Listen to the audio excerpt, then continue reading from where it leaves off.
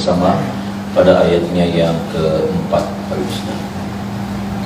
Ayat yang keempat sama-sama kita baca. 1, 2, 3. Lalu berkatalah Saul kepada pembawa senjatanya, "Uruslah pedangmu dan tikaplah aku, supaya jangan datang orang-orang yang tidak bersunat ini menikam aku dan memperlakukan aku sebagai permainan." Tetapi pembawa senjatanya tidak mau karena ia sangat segan. Kemudian Saul mengambil pedang itu dan menjatuhkan dirinya ke atas. Saudara, kita melihat disinilah akhir hidup dari Saul. Mati, bunuh diri. Seorang yang tadinya dipilih Tuhan, seorang yang tadinya diangkat sama Tuhan, seorang yang tadinya dipakai sama Tuhan, tetapi kemudian akhir hidupnya mengenaskan, bahkan mengerikan, Bapak Ibu Saudara. Dia mengakhiri hidupnya dengan menjatuhkan tubuhnya di atas pedang, Saudara. Ketika dia suruh anak buahnya membawa pedangnya, "Bunuh saya, bunuh aku." Pembawa pedang ini tidak mau, Saudara. Akhirnya dia menjatuhkan diri kepada pedang diberdirikan dan dia jatuhkan. Saudara, inilah akhir dari hidup Saul. Siapa Saul, Saudara? Ini yang kita belajar. Siapa Saul? Saul adalah orang yang membiarkan iri hati terus berkembang sampai menjadi kebencian.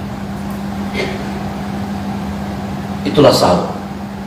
Saul orang yang membiarkan iri hati. Dia tidak pernah mengatasi iri hatinya. Sampai iri hati itu, perasaan iri hati itu terus meluas. Dia kemudian semakin kuat dan sampai pada puncaknya, yaitu kebencian. Karena iri hatilah Saul kemudian mengejar Daud, karena Saul takut Daud akan menggantikan, merebut tahtanya. Ini kita belajar dari Saul. Kita juga mesti ngerti bahwa segala sesuatu itu berasal dari Tuhan. Ada amin, saudara? Amin. Bahwa segala sesuatu itu berasal dari Tuhan. Dan seringkali saya katakan ini yang jadi prinsip hidup saya, dan karena saya melihat itu ada dalam firman Tuhan, bahwa apa yang Tuhan percayakan kepada kita, tidak ada satupun yang bisa mengambil itu dari kita. Ada amin, saudara? Selain Tuhan dan kita sendiri yang melepaskan. Kekuatan apapun tidak akan pernah sepertinya iya, tetapi tidak. Sepertinya kekuatan yang ada itu sepertinya berusaha untuk mengambil, tapi enggak. Kalau Tuhan tidak mengizinkan, maka itu tidak akan lepas dari hidup saya dan saudara. Ada amin, saudara? Itu tidak pernah hilang dari hidup. Kalau Tuhan sudah tetapkan Saul, saudara, sebetulnya Tuhan mau terus mengurapi Saul, memakai Saul. Tapi karena kesalahan Saul, maka pengurapan itu, pemakaian Tuhan itu diambil dari Saul. Ketika pun Saul mempertahankan dengan sekuat tenaga, dia kerahkan kekuatannya, dia kerahkan potensi, kapasitas sebagai rajanya. Bayangkan, dia pakai kapasitas kerajaannya, dia pakai menggunakan seluruh fasilitas jabatannya, tapi tidak bisa. Ini yang kita belajar. Nggak pernah bisa. Siapa yang dia hadapi? Daud. Berapa jumlah Daud, saudara? Cuma sedikit.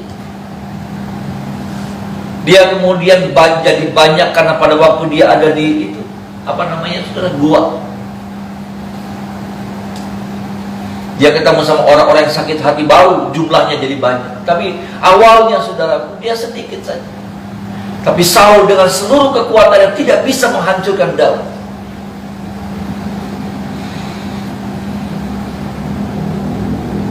Saudara, ini yang kita mesti belajar. Jangan biarkan iri hati itu berkembang sampai pada menjadi kebencian. Sampai akhirnya apa? Sampai akhirnya kita sendiri berdosa di hadapan Tuhan. Ini yang hari-hari ini saya jaga, saudara. Ya, ini yang hari-hari ini kita juga harus jaga. hati kita tetap beres di hadapan Tuhan. Ada amin, saudara. Hati kita tetap utuh di hadapan ini. Ya, jangan sampai kemudian rasa takut kita, rasa khawatir kita, karena kita takut ada orang yang ambil jabatan kita, orang ambil posisi kita, orang ambil langganan kita, orang ambil apa ya, saudara? Ya. Sampai kemudian saking takutnya kita, saking iri kita sama orang, sampai kita biarkan hati ini jadi rusak.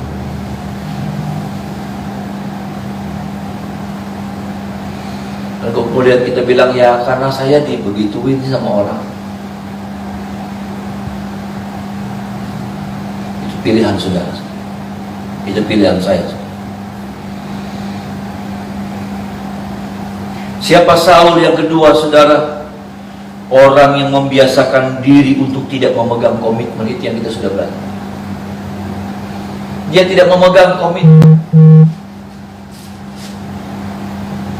Ya. Selalu dia langgar komitmen. Samuel bilang, jangan bakar korban sebelum aku datang. Ya, kalau kamu mau maju perang, jangan bakar korban sebelum aku datang. Jangan maju sebelum aku datang. Aku akan datang dan membakar korban. Tapi karena situasi, ya, seringkali itu juga yang jadi yang diperhadapkan sama kita. Untuk menjaga komitmen kita, saudaraku, tantangannya adalah situasi yang berubah.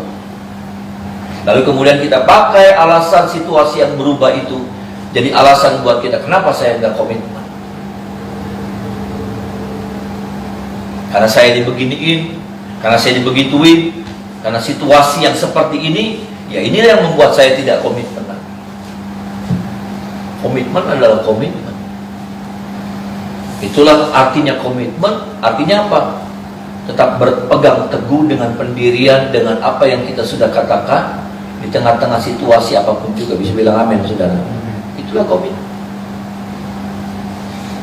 Saul pernah bilang, ya Daud, aku tidak akan membunuh kamu. Aku tidak akan membunuh kamu.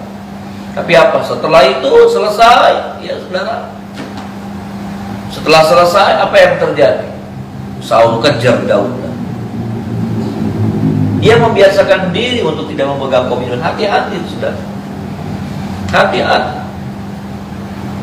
Karena ini urusan yang penting, ini urusan yang serius, saudara. Ketika kita membiasakan diri untuk kita tidak menjaga komitmen kita, maka ini akan semakin merajalela, saudara. Dosa ini akan semakin merajalela, dan dia akan berkembang, dia akan masuk di setiap lini kehidupan. Dalam pernikahan, dalam pelayanan, dalam apa? Dalam bekerja, dalam apa? Apapun juga, saudara. Orang yang tidak bisa pegang komitmen ini, dia sedang merusak tatanan-tatanan kehidupannya sendiri. Dia sedang merusak pelayanannya dengan tidak komitmen. Dia sedang merusak rumah tangganya dengan tidak komitmen. Dia sedang merusak masa depannya dengan tidak komitmen dalam pekerjaan. Banyak. Dia sedang merusak. Bahwa hidup ini, saudara, kalau sudah selalu memakai alasan bahwa hidup ini karena tantangan, karena hambatan, karena masalah kehidupan yang sudah hadapi, maka sudah tidak bisa memegang komitmen, maka wah ya setiap kehidupan kita selalu berubah-ubah. Setiap kali dimanapun, dalam pelayanan, dalam rumah tangga, dalam pekerjaan, selalu ada masalah, selalu ada tantangan yang berat-berat, saudara.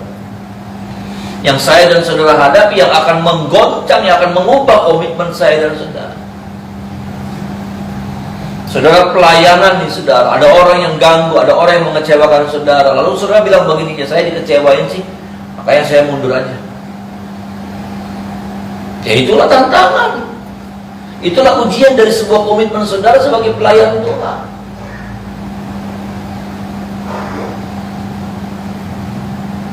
Itu, saudara. Dan Saul membiasakan diri dengan cara hidup yang seperti itu. Buat dia komitmen itu hanya sebuah ucapan belaka yang nanti besok bisa berubah, nanti satu jam ke depan bisa berubah. Oh enggak, saudara. Komitmen itu akan membuktikan seperti apa kualitas hidup saya dan saudara. Bisa bilang amin, saudara. Kualitas hidup kita ini seperti apa?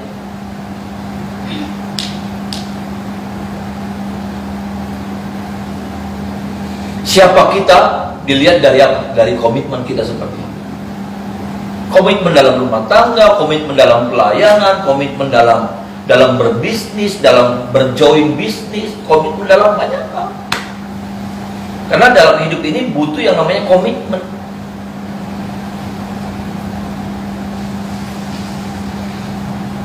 Karena kalau tidak, saudaraku, kita akan jadi orang yang gampang dikalahkan, ya.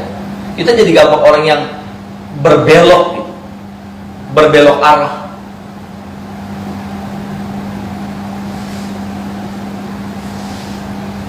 Tolong kita, saudara. Yang ketiga, kalau saudara melihat babis siapa Saul, tadi kita melihat yang pertama, orang yang membiarkan iri hati yang terus dibiarkan sampai memuncak pada kebencian. Yang kedua, membiasakan diri untuk tidak memegang komitmen. Yang ketiga, saudara, siapa Saul? Saul adalah orang yang membiasakan diri untuk tidak membangun mezbah. Dia tidak pernah tertarik sama mezbah. Dia tidak pernah tertarik sama mezbah.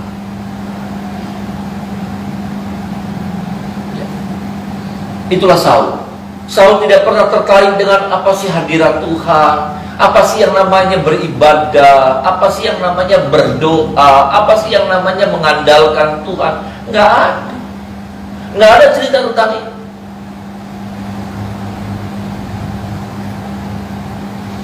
Sebuah formalitas belaka buat nenangin apa tentara orang-orang Israel pada waktu mereka berhadapan sama Filistin. Makanya dia bakar korban. Harusnya juga itu tidak boleh.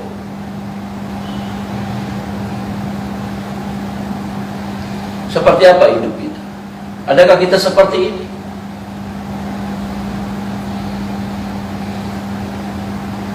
Dan terlalu banyak. Saya melihat saudara tahu tentang mezbah, saudara belajar membangun mezbah. Amin, saudara. Tapi saya miris, saya sedih. Kenapa? Karena terlalu banyak orang yang tidak mengerti tentang mezbah. Apa itu mezbah? Apa itu pentingnya mezbah? Apa itu gunanya mezbah? Mezbah jadi sesuatu yang tidak menarik. Mezbah yang dianggap jadi sesuatu yang nggak punya nilai. Waduh, saudara, mezbah itu punya nilainya luar biasa. Ada amin, saudara. Mezbah itu, aduh, saudara, kalau saudara melihat dalam firman Tuhan, mezbah itu mendatangkan hadirat Tuhan dalam hidup saudara. Ada amin, saudara.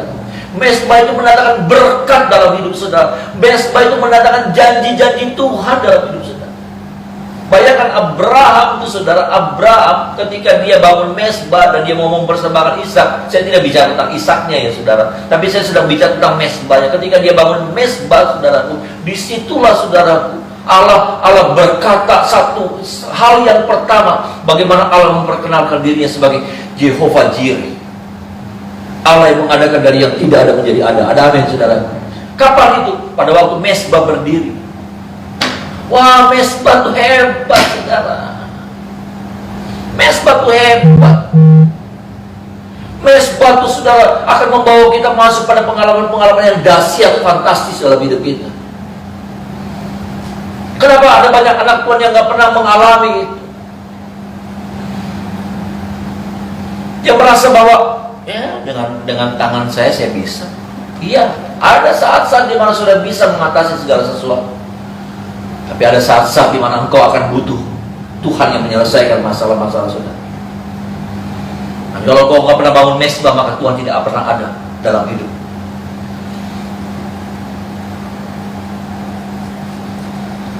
Mezbah itu hebat, mezbah itu dahsyat. Di balik mezbah, cerita tentang mezbah itu, waduh, itu sesuatu yang ajaib-ajaib. Betul. Bagaimana, siapa itu, saudara? Elia yang menurunkan api dari langit, saudara. Elisa itu menurunkan api dari langit. Elia apa Elisa? Elia menurunkan api dari langit. Dia berhadapan dengan berapa? 350 Nabi Baal. Dia berhadapan Dan kemudian disitulah kemudian terjadi mujizat yang luar biasa.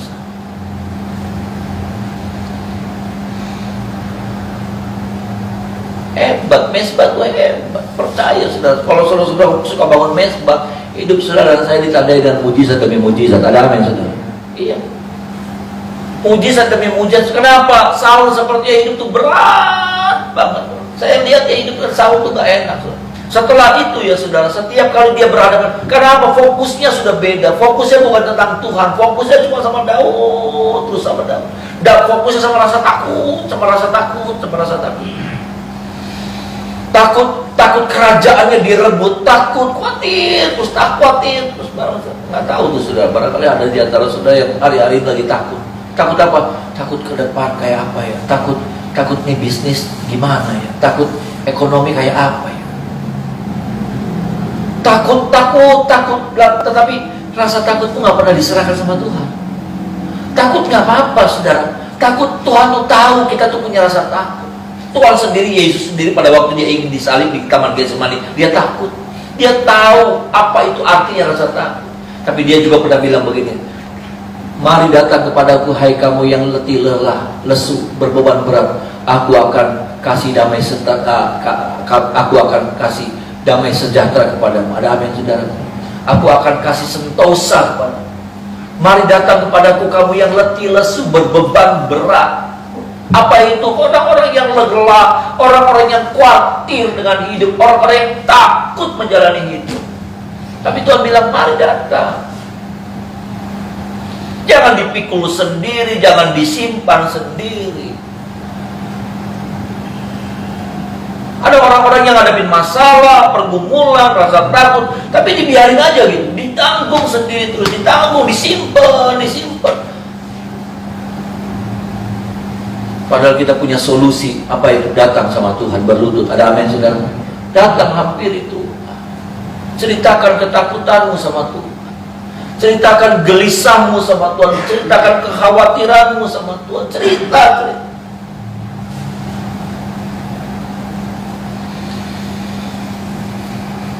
Tuhan kasih kelegaan sama saya dan saudara. Ada amin saudara? Bukan cuma kelegaan perasaan lo saudara, tapi kelegaan dalam kenyataannya juga.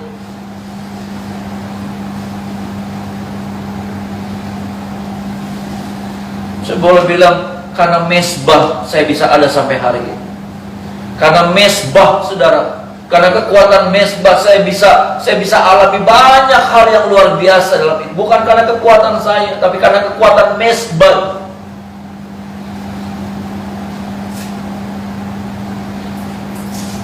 Itu saudara. Saul nggak pernah anggap itu mesbah. Saul nggak pernah punya keinginan tentang mesbah. Makanya apa? Kalau saudara lihat tabut perjanjian itu, tabut Allah itu waktu itu direbut saudara, dikembalikan sama Filistin ya, di kota perbatasannya Israel. Tapi apa?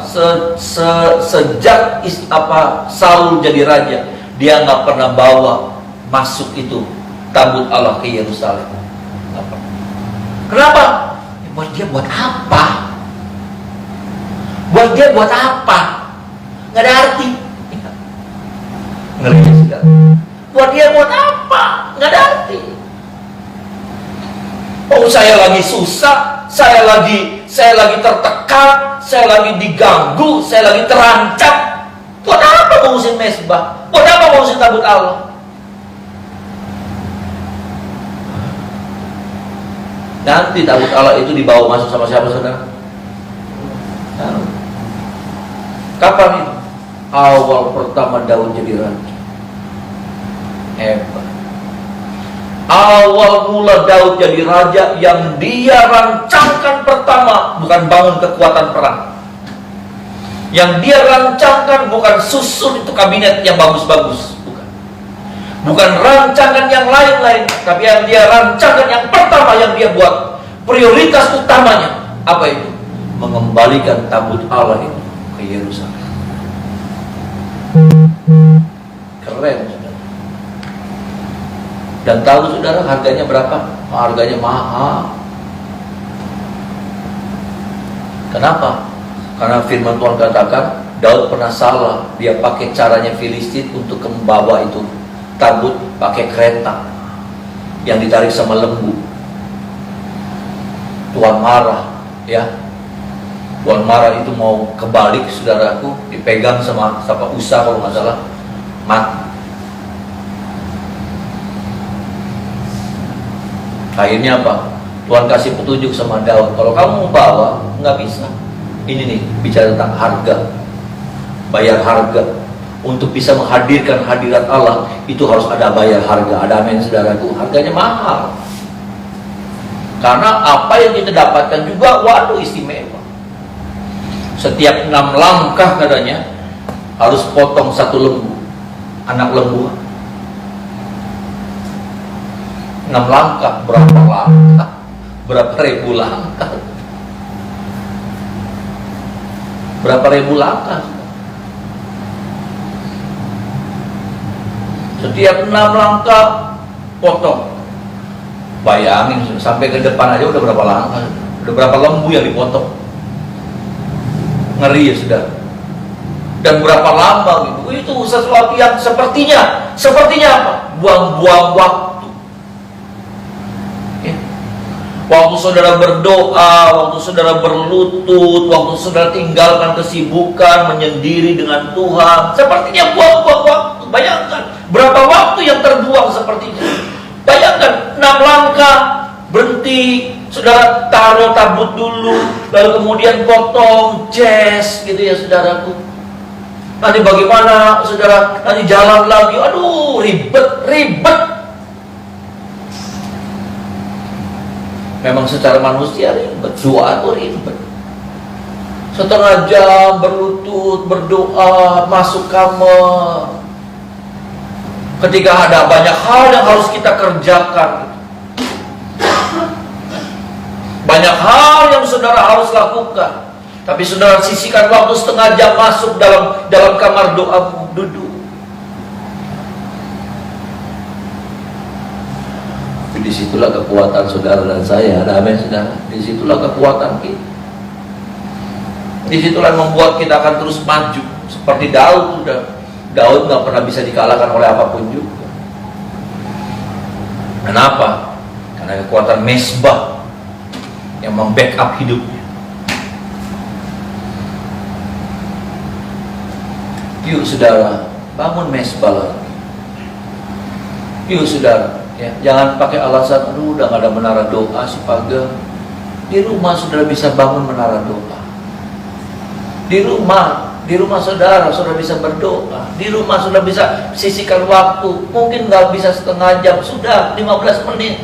Tapi ada waktu-waktu yang rutin, ada waktu-waktu yang konsisten yang sudah berikan buat Tuhan untuk saudara datang menghampiri Tuhan. Bakar itu persembahan saudara, agungkan Dia. Disitulah saudara sedang melibatkan Tuhan dalam semua aspek hidup saudara dan saya. Ada amin saudara? Ya, dari urusan atas kepala sampai telapak kaki itu, kita sedang melibatkan Dia terlibat dalam hidup kita. Ada amin saudara?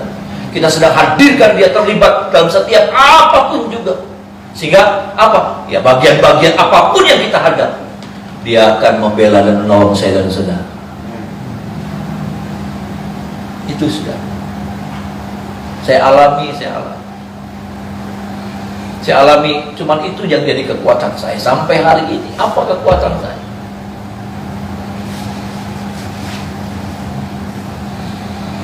Cuman itu yang bikin saya tetap bisa berdiri gitu.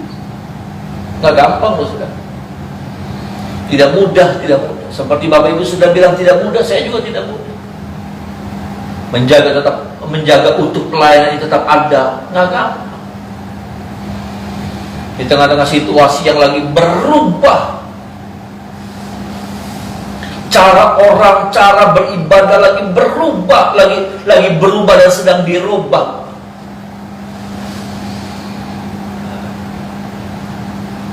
Yang ketiga, yang selanjutnya, saudara, yang terakhir, yang keempat, siapa Saul? Ya, tadi orang yang membiarkan iri hati sampai pada kebencian, membiasakan diri untuk tidak memegang komitmen. tidak membangun mezbah, itu yang ketiga. Yang keempat, Saul adalah orang yang susah ditegur sampai bebal.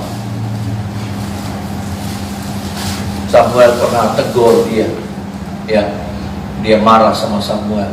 Dia bilang apa? Kalau tegur jangan di depan orang, aku ini raja.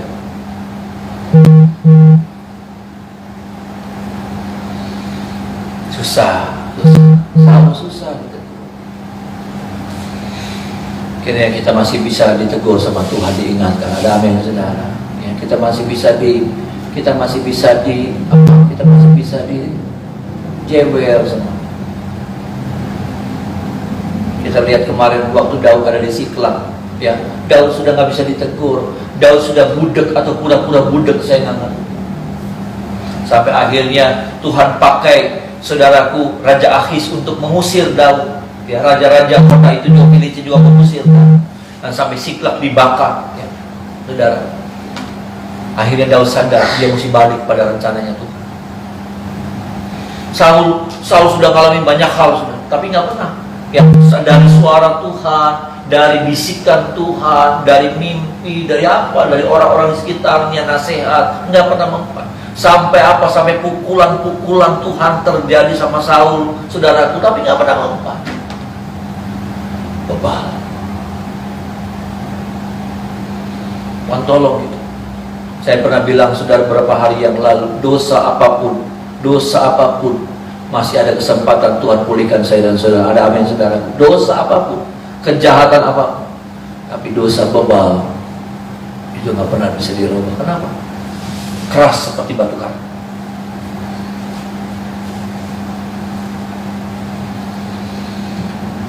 Tuhan tolong kita. Inilah Saul. Ya, inilah Saul. Tolong kita supaya ketika kita menemukan, kalaupun kita menemukan ternyata ada bagian-bagian yang tadi kita bahas, yang kita dengar, itu ternyata saya orang. Minta Tuhan datang dengan penuh kerendahan hati untuk Tuhan pulihkan saya dan saudara. Sehingga kita nggak menjalani hidup terus seperti ini. Sampai pada akhirnya akhir hidup kita sesuatu yang mengerikan. Tuhan tolong kita, saudara. Bagian yang kedua, Bapak Ibu Saudara, ini juga yang saya mau sampaikan. Ayat yang kelima, ya. Tadi kita lihat tentang Saul, saudara, kematian Saul. Ayat yang kelima sekarang. Ini penting juga kita dengar, saudara. Ayat yang kelima. Sama-sama kita baca ayat yang kelima. 1, 2, 3. Ketika pembawa senjatanya melihat bahwa Saul telah mati, ia pun menjatuhkan dirinya ke atas pedangnya, lalu mati bersama-sama dengan Saul. Buat saya ini sesuatu yang mengerikan, dan yang seperti ini sedang terjadi dalam hidup banyak orang. Apa itu, Bapak Ibu Saudara? Ini yang saya sebut mungkin fanatisme buta. Ini yang mengerikan, fanatisme buta. Ya. Pembawa senjatanya nih begitu tunduk, begitu hormat, begitu patuh, begitu setia. Bagus di satu sisi itu, betul. Ya, seorang hamba harus tunduk. Tapi sudah yang jadi masalahnya adalah ketika dia melihat Saul jatuhkan dirinya di pedang, saudara, ya, maka dia juga lakukan hal yang sama seperti Saul. Dia tidak lagi bisa menimbang mana yang benar, mana yang salah, mana yang salah, mana yang benar. Hati-hati dengan fanatisme buta, saudara. Fanatisme buta itu, saudara, fanatisme buta itu membuat kita nggak bisa tahu membedakan mana yang benar, mana yang salah. Yang penting orang itu adalah orangnya saya. Yang penting itu adalah Tuhannya saya. Yang penting itu adalah orang yang saya hormati. Mau dia salah, mau dia benar, pokoknya dia benar buat saya. Hati-hati, mengerikan. Jangan seperti itu. Kadang-kadang kita lihat orang tua, maaf ya saudara, orang tua kita benar terus. Kenapa? Karena dia orang tua kita. Mau sudah salahnya kayak apa, sudah, tapi benar terus buat kita benar. Kalau kita sudah lihat pendeta kita benar terus, benar terus. Nggak boleh. Maaf, saya nggak ajar Bapak Ibu Saudara seperti itu. Saudara nggak boleh yang namanya punya fanatisme buta.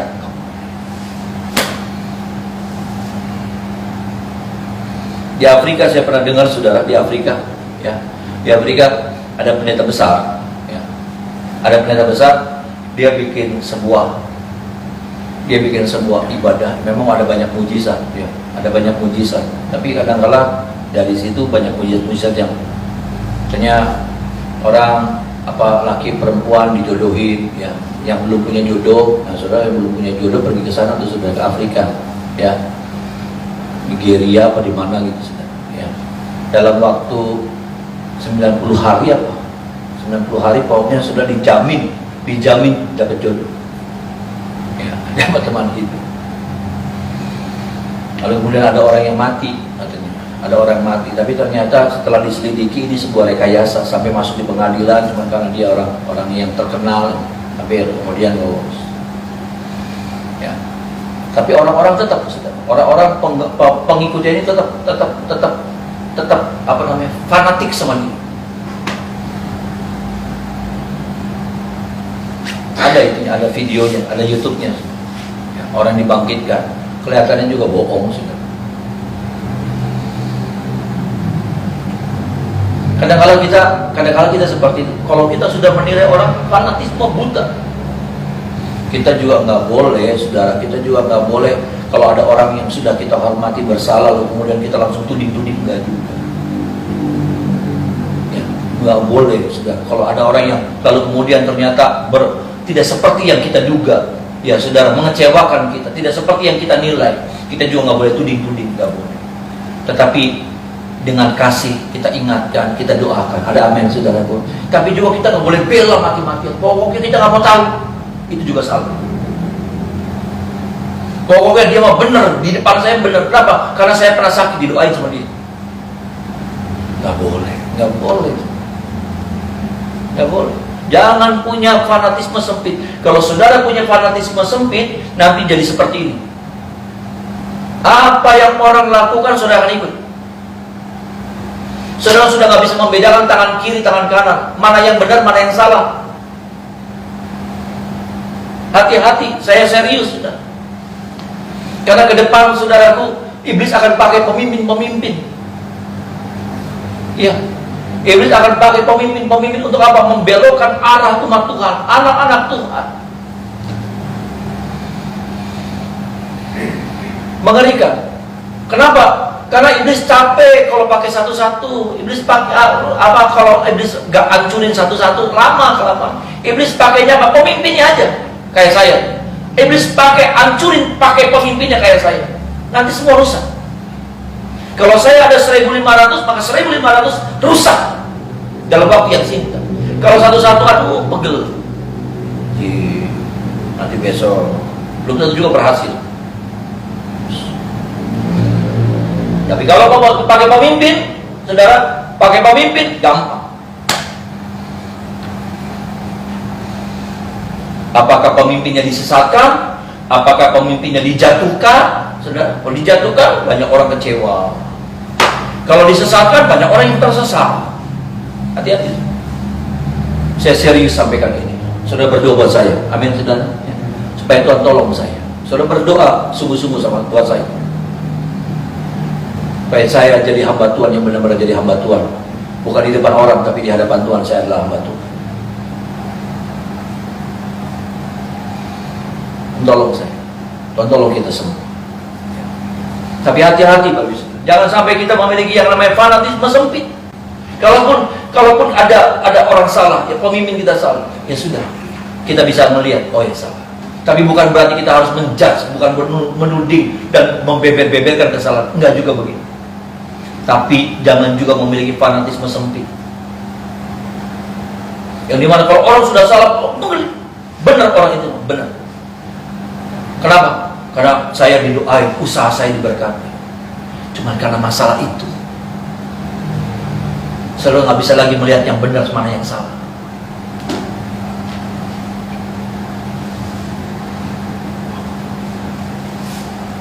Saya nggak pernah ajar Bapak Ibu Saudara untuk memiliki fanatisme sama pemimpin sama saya.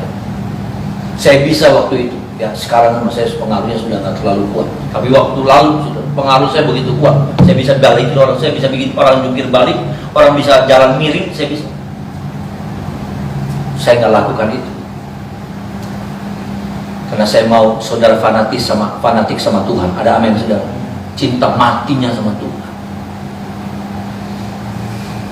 Karena Dia Allah yang tidak pernah mengecewakan saudara dan saya. Ada amin saudara? Sama manusia mas saya bisa kecewa, sudah bisa kecewa sama saya.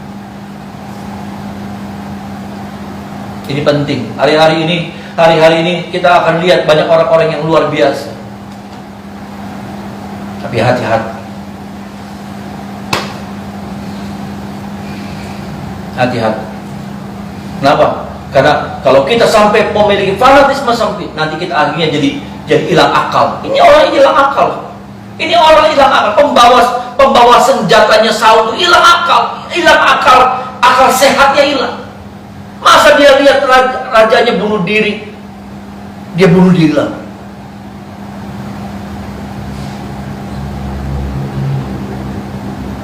Bunuh diri dari zaman ke zaman, dari semua bangsa, nggak ada yang bagus.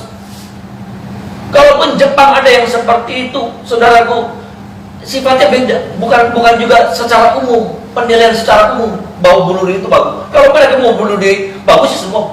Jepang mati semua. Toh ada orang-orang yang gagal dalam hidup, tapi dia tetap bertarung dalam hidup ini. Dia tetap berdiri teguh untuk tetap menghadapi masalah itu, menyelesaikan masalah itu. Bukan itu solusinya, bunuh diri. Nah ini orang pembawa senjatanya Saul, dia ambil solusi itu, saudara. Kenapa? Karena dia lihat rajanya, tuannya itu bunuh diri, dia ikut. Nah itu, kalau akal sehat kita sudah hilang, apa yang pemimpin kita lakukan, walaupun nggak benar, kita akan lakukan. Jangan ya saudara, jangan. Kalau saya ada salah, saudara ingatkan saya, saudara doakan saya. Jangan ikut-ikutin saya. Tapi jangan juga dibeber-beberin, dicerita-ceritain, jadi viral. Karena sekarang orang berani nge-viralin pendeta-pendeta. Jelek-jelekin pendeta, berani sekali. Ada pastor in-style, saudara. Ada macam-macam ya, saudara.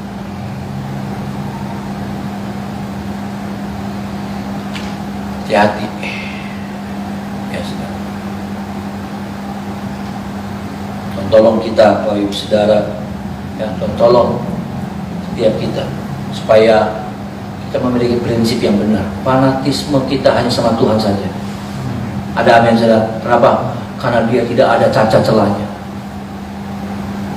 Dia adalah kebenaran yang sejati. Ada amin saudara. Dia adalah kebenaran yang sejati. Tapi bukan berarti waktu saudara melihat kesalahan, ya saudara nggak boleh tutup mata, tapi juga saudara harus buka mata, tapi bukan untuk membeber-beberkan, mencerita-ceritakan, koar-koar di mana-mana.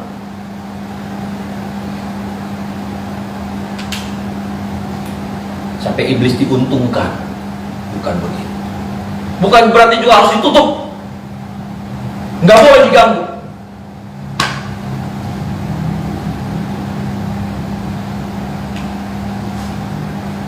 Bersikap yang benar, bersikap yang dewasa sebagai orang percaya anak Tuhan, umat Tuhan. Ya. Ini yang saya lihat, ini yang saya harus sampaikan. Supaya apa? Supaya terjaga rohani saudara. Ada amin saudara, terjaga iman saudara. Ya, karena ada banyak nanti orang-orang yang mengecewakan. Ada banyak orang, kalau saudara, kalau sampai ada orang-orang yang hebat dipakai Tuhan lalu kemudian menyesatkan. Kalau ada orang-orang yang kuat dalam firman, orang-orang itu nggak pernah bisa disesatkan. Kenapa? Karena dia tahu kebenarannya. Bukan orang yang dia harus ikuti, tapi firman yang dia harus ikuti. Ada amin saudara. Bukan orang, bukan manusia yang harus dia ikuti, tapi firman. Tolong saya, kalaupun sampai satu saat saudara ada kata-kata, ada pengajaran saya yang salah, Tuhan tolong saya supaya saya nggak ngalamin. Jangan sampai saya jadi penyesat buat jemaat Tuhan, jangan. Tapi kalau hati-hati, sudah harus kuat dalam firman, teguh dalam firman. Supaya apa? Apapun dan siapapun. Makanya firman Tuhan katakan dalam surat Galatia, kalaupun ada malaikat yang memberitakan Injil yang lain, coba bayangkan. Kita cuma karena orang yang kita nggak kenal nyampaikan firman, kita bisa langsung gelebak.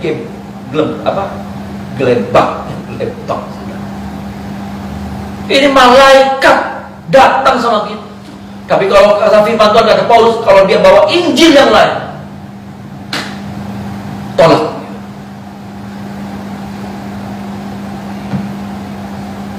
Hati sudah, ada banyak Injil-Injil yang lain hari-hari sedang beredar. Injil yang lain itu apa? Injil yang hanya apa? Hanya membius. Injil itu apa? Berita baik. Berita baik apa? Untuk mengajar, memulihkan saya dan saudara. Bukan untuk membawa saudara terus dalam kejahatan, bukan.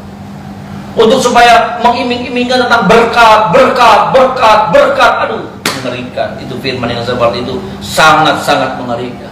Tapi tidak ada pengajaran di dalam. Mengerikan, saya mau bilang itu sangat mengerikan. Itu membius, saudara. Saya gembala, saya harus sampaikan.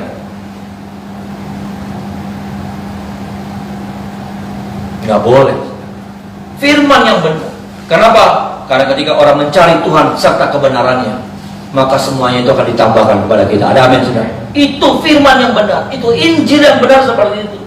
Carilah dahulu kerajaan Allah serta kebenarannya. Itu kalau bicara tentang cari dahulu kerajaan Allah serta kebenarannya, waduh, itu di dalamnya banyak hal, saudara.